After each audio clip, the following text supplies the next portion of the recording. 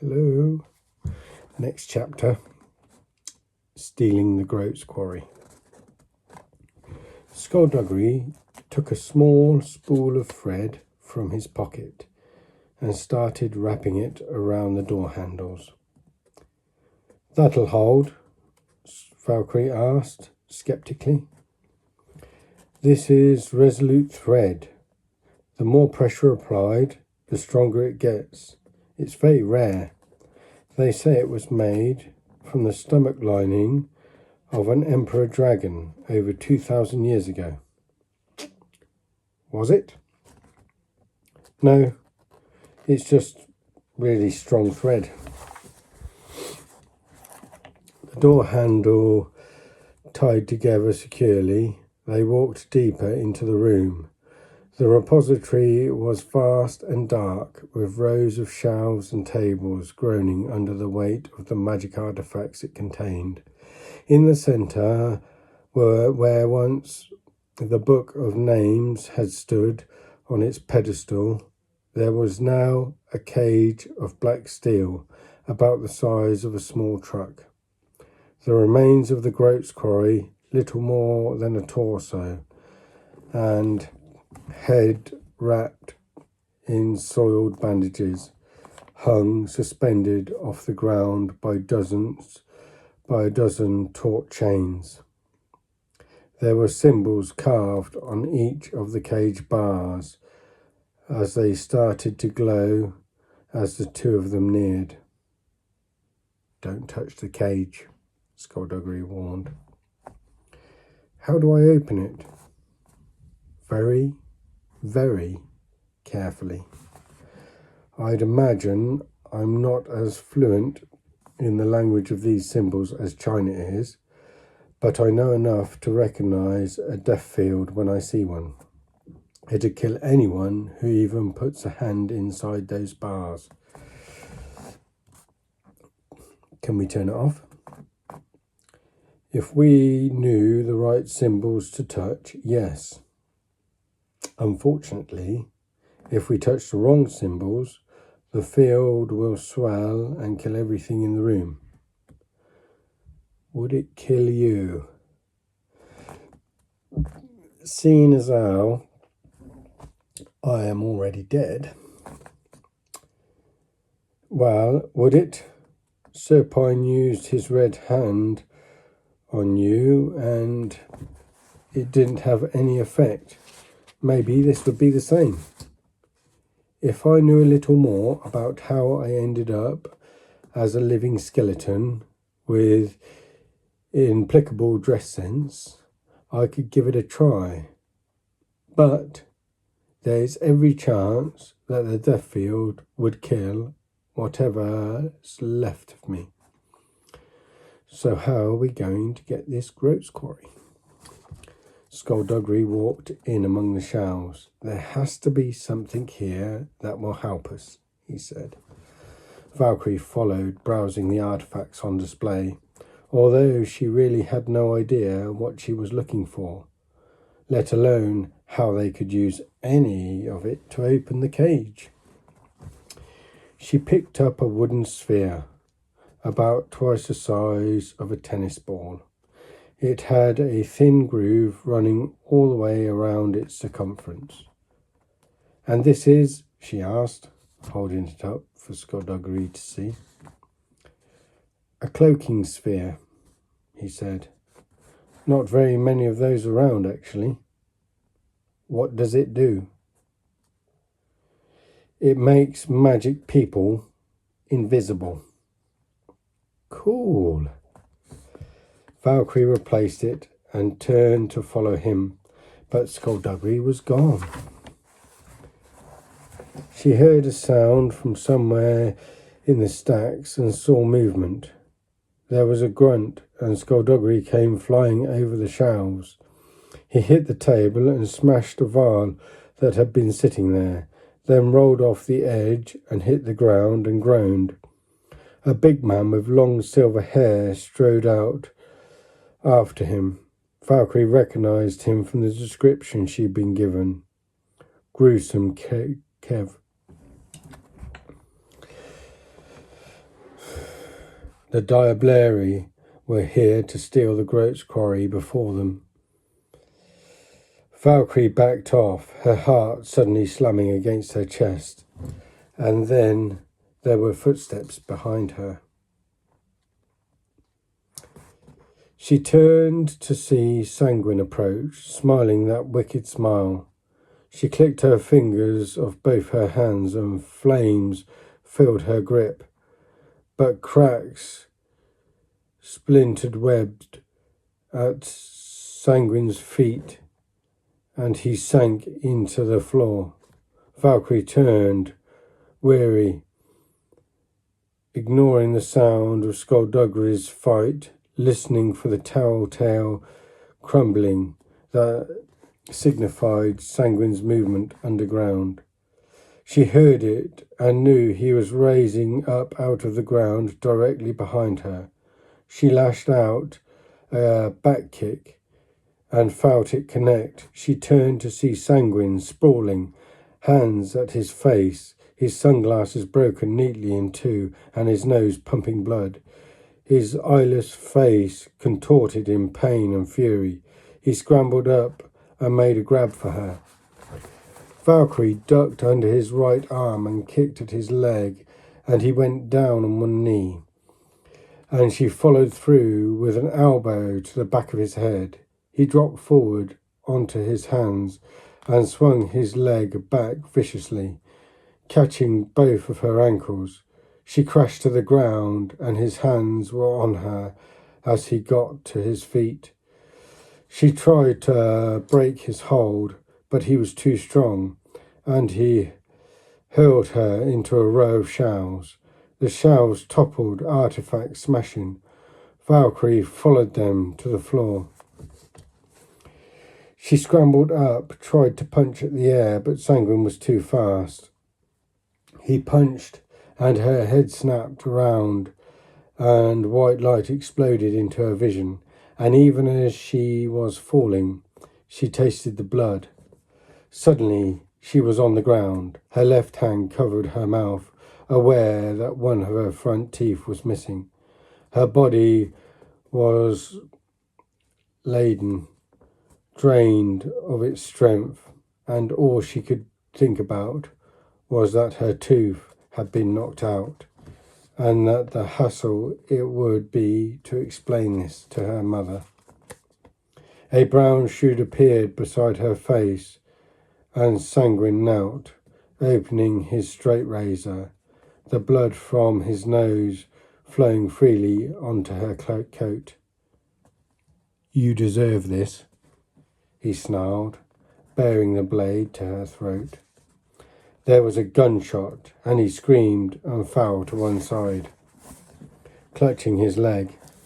Behind him, Skulduggery switched targets, but Kev slapped the gun out of his hand. Cursing in pain, Sanguine got up and, ignoring Valkyrie, lurched to the cage. He pressed his hands against the cymbals, and it flashed. Valkyrie rolled away, expecting the death field to explode them all, as Skulduggery had warned. But the cymbals faded, as did all the others. The cage door opened, and Sanguine dragged himself inside. He reached for the groat's quarry, and at his touch the chains released their hold, and the bandaged torso fell heavily. "I have it!" he snapped.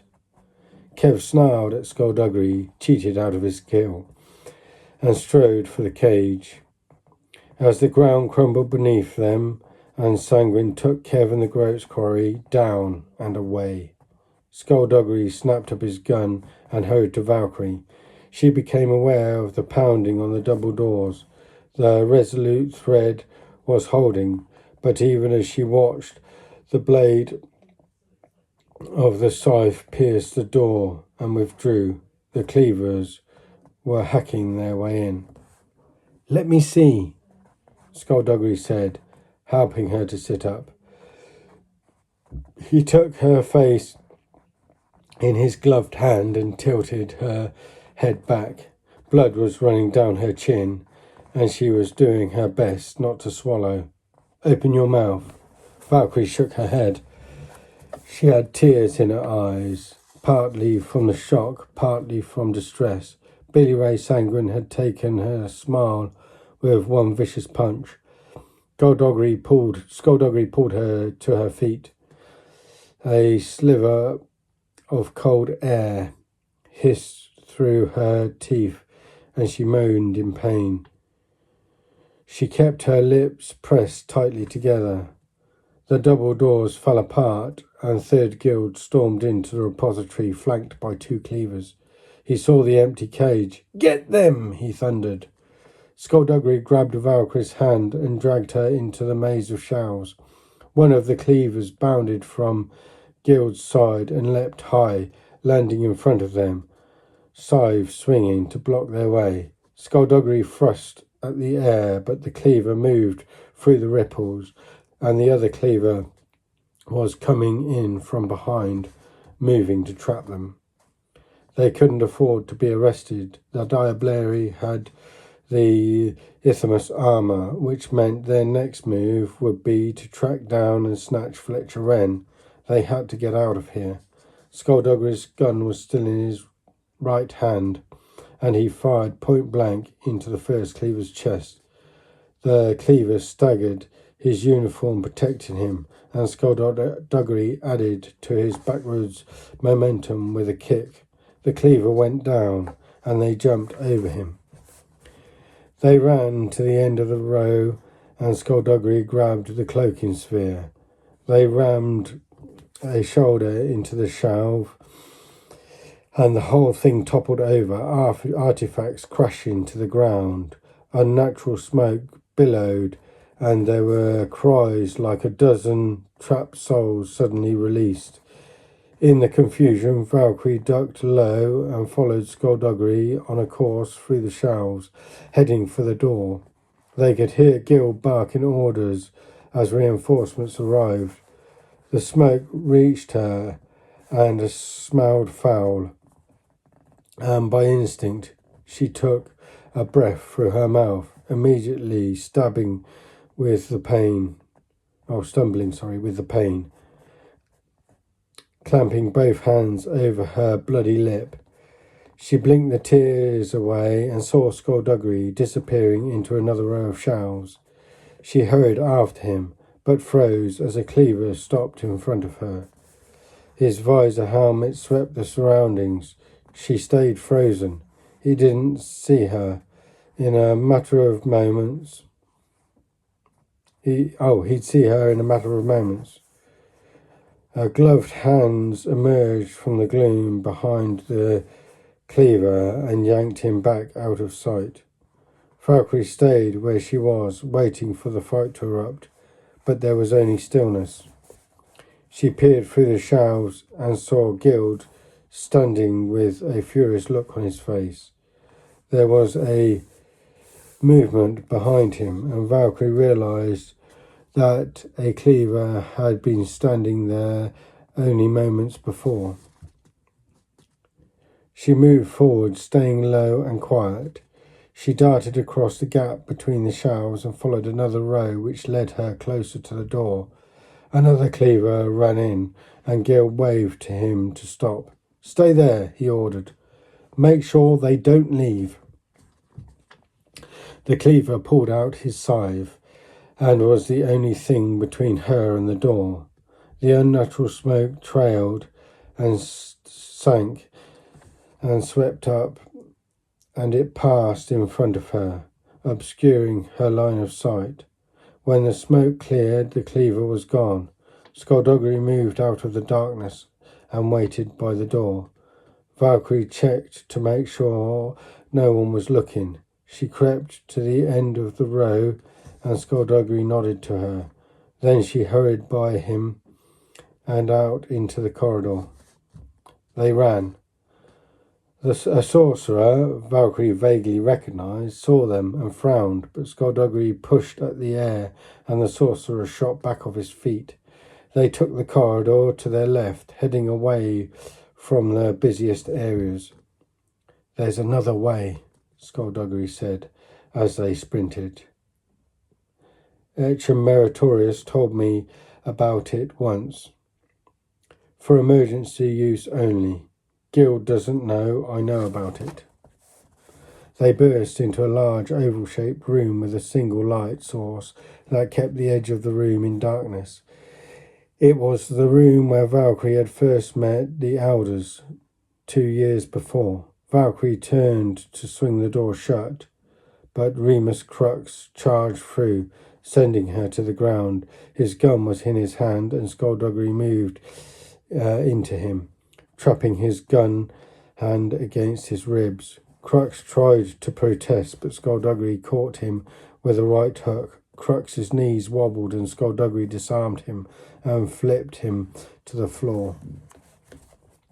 Valkyrie heard footsteps in the corridor and clicked her fingers to get Skulduggery's attention. He took the cloaking sphere from his jacket, twisted both hemispheres in opposite directions, and a bubble of haze erupted outwards, enveloping them and Crux. Third Guild ran up to the door, followed by 3 cleavers. Valkyrie tried to ignore the pain in her mouth and prepared to fight, but Skulduggery laid a hand on her shoulder. "They can't see us," he said. "Everything magical is now cloaked." The sphere in his hand was gently ticking as both hemispheres slowly worked their way back into alignment. "Grand Mage," Crux called weakly, "help me!" But Guild couldn't hear him. He turned to the cleavers. "They must have double back. I want the exit sealed. Nobody in or out unless I say so. Now go."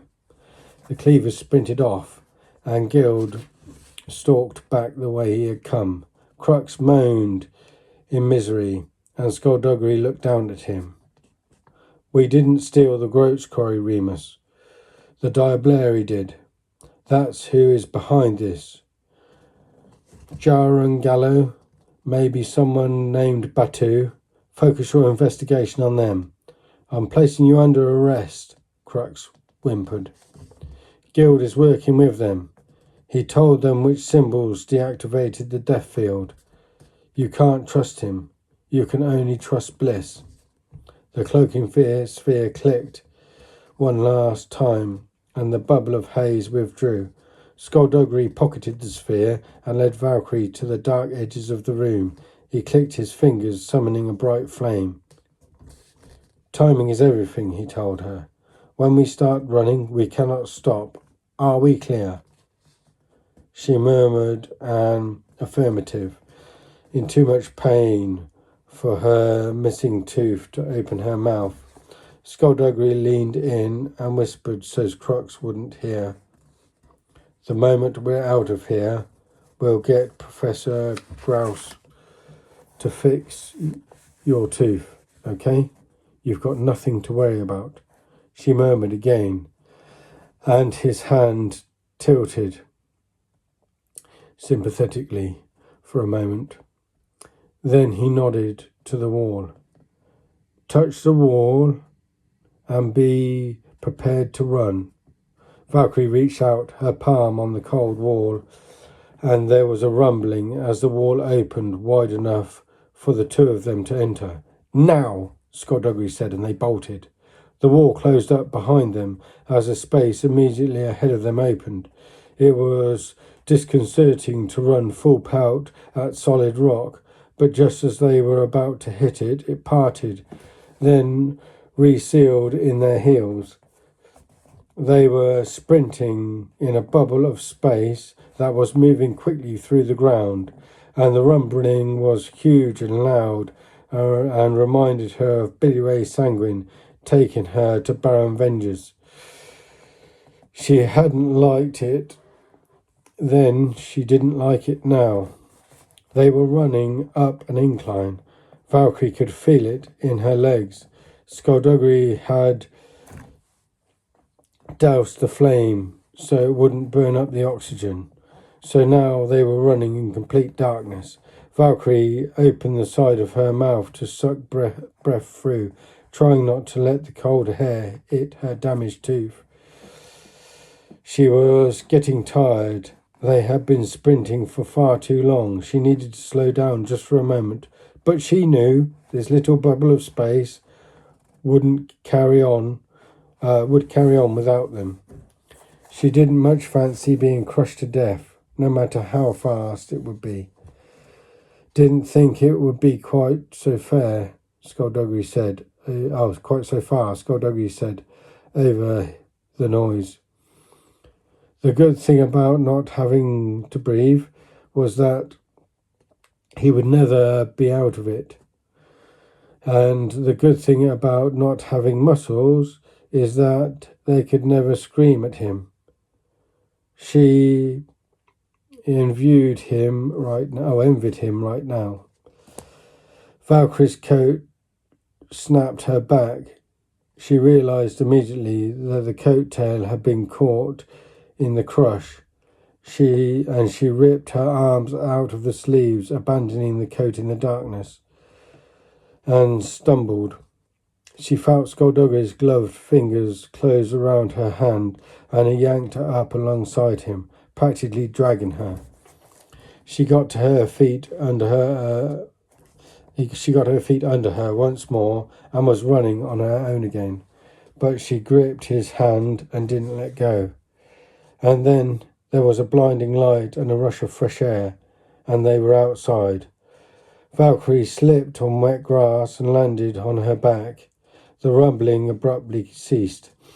She lay there, both hands covering her mouth, breathing fast and squinting as her eyes adjusted.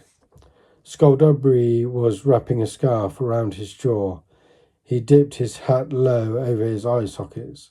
The Garden of Remembrance, he said, not the most inconspicuous places. For a secret tunnel to emerge, but I'm not complaining.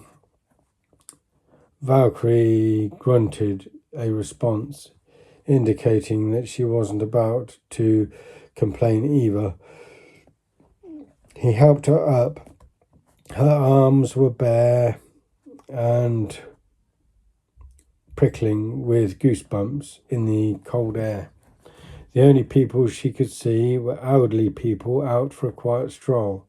Nobody had seen them at their arrival. They walked to the gate. "We have a problem," Skulduggery said. "Apart from all the obvious ones, I mean. The Bentley is back at the sanctuary, and we're not going to be able to go get it." She moaned. "The good news is, after it was damaged 2 years ago, I took the precautions of stashing a few replacements around town. There's one a few minutes' walk away." Valkyrie looked at him and mumbled a question. He laughed. "It's not yellow." "No. I'm sure you'll like this one." They walked to a small car park behind a crumbling building, with Valkyrie doing her best to hide the blood from the people they passed. The only car parked here was a Ford Fiesta. She glared at Skulduggery. He nodded. "I suppose it is kind of small." She mumbled something again, and he shook his head. "Actually, you'd be surprised at how nimble it is. It doesn't have the speed, the comfort, or the sheer power as the Bentley, but especially in city traffic, a Fiesta is fine." She interrupted him with another, angrier mumble, and he took a moment before nodding. "I suppose you're right. It is sort of purple, yes." She sagged. Skulduggery took the key from its hiding place in the tailpipe, opened the car and got in. Valkyrie slid in beside him, buckled up without enthusiasm, and Skulduggery started the engine. "Starts first time," he said happily. They drove out of the car park and headed for the Hibernian cinema. The Purple Menace wasn't as bad as the Canary car, but it was close. At least it didn't make people stop and actually laugh as it passed. After a few minutes, Valkyrie even stopped thinking about it. Instead, she started worrying about her tooth. They got to the Hibernian and parked across the street. Skulduggery went first, making sure Guild hadn't sent a squad of cleavers to arrest them. And then he beckoned Valkyrie over. It was starting to rain as they entered, and Valkyrie led the way through the screen and into the medical facility. Fletcher swaggered up, started to say something cocky, but saw the dried blood on Valkyrie's face and hands, and his eyes widened. They passed each other in silence. Ken Speckle was in one of the labs, drinking a cup of tea and eating a scone. He muttered when he saw them approaching, but his eyes narrowed when Valkyrie neared. Up until now, she had been pretty brave about it, but the look of concern on Ken Speckle's face brought tears to her eyes, and she couldn't help it. She started crying. Skulduggery stepped back like she had stung him, but Ken Speckle rushed forward. "Oh, my dear," he said tenderly. "There's no need to cry. There's no need. That's what's happened to you, huh? Let me have a look. A broken tooth. Is that all? That's nothing, Valkyrie. That's a half hour's work at the very most. You've nothing to worry about." Normally, Valkyrie would have had something to say to show she wasn't rattled, but today she was without words. Ken Speckle shot Skulduggery a glare. "You can wait elsewhere, Detective Pleasant. Maybe you can keep an eye on that annoying boy you stuck with me. Try and make sure he doesn't break anything else. I'll have her back to you soon enough." Skulduggery nodded and looked at Valkyrie, then walked away. "We'll get that smile working again," Ken Speckle promised, giving her a wink. "Don't you worry." Thank you for listening. I hope you enjoyed it. Love you guys. You take care. See you later. Bye-bye.